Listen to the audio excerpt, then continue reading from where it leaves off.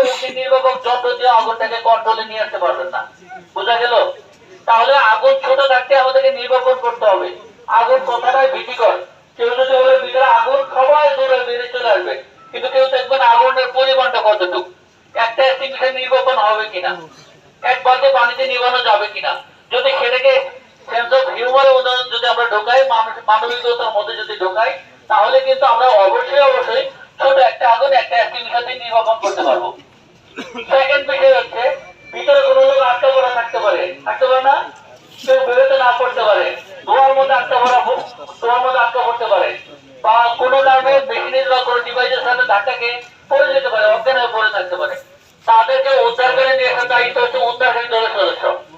তারা উদ্ধার করে এনে কোথায় দিবে? হাসপাতালে নিয়ে যাবে না, এখানে একটা প্রাথমিক চিকিৎসা কেন্দ্র থাকবে, এখানে একটা বোর্ড থাকবে।